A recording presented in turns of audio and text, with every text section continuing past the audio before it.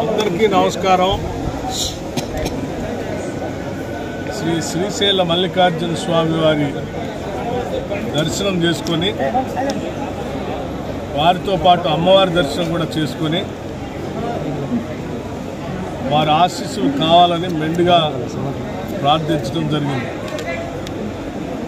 నాతో పాటు గౌరవ మంత్రివర్యులు జూపల్లి కృష్ణారావు గారు,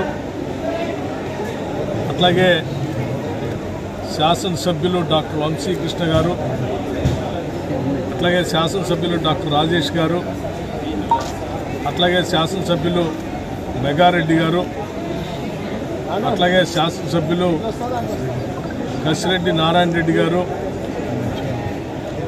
అట్లాగే ఎన్ఎం శ్రీనివాస్ రెడ్డి గారు, ఇంకా ఇతర పెద్దలందరితో కలిసి స్వామివారి ఆశీస్సులు తీసుకొని ఇరు రాష్ట్ర ప్రజలందరూ కూడా సుభిక్షంగా ఉండాలని, ఋతుపవనాలు బాగా రావాలని, పంటలు బాగా పండాలని, ఎటువంటి కరువు కాటకాలు లేకుండా అందరి జీవితాల్లో వెలుగు నిండాలని చెప్పి వారిని తెలంగాణ రాష్ట్ర ప్రభుత్వం తరఫున వేడుకోవటం జరిగింది.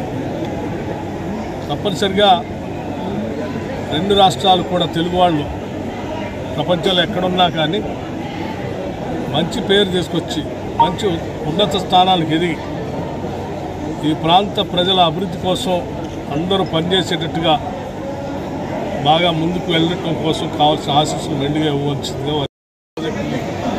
సమీక్షించి తద్వారా పెద్ద ఎత్తున హైడల్ విద్యుత్ ఉత్పత్తి జరగడానికి కావాల్సిన చర్యలన్నీ తీసుకోవడం కోసం ఈరోజు సమీక్షా కార్యక్రమాన్ని ఏర్పాటు చేసుకోవడం జరిగింది.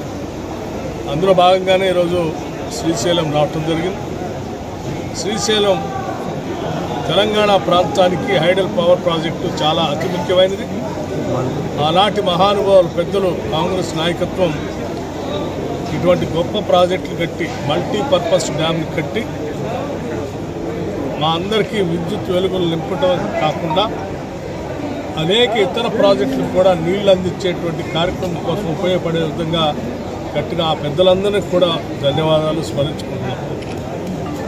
హైడల్ పవర్ ప్రాజెక్టు సంబంధించి పూర్తి స్థాయిలో ఉత్పత్తి జరగటం కోసం తీసుకోవాల్సిన చర్యలన్నీ తీసుకుంటాం.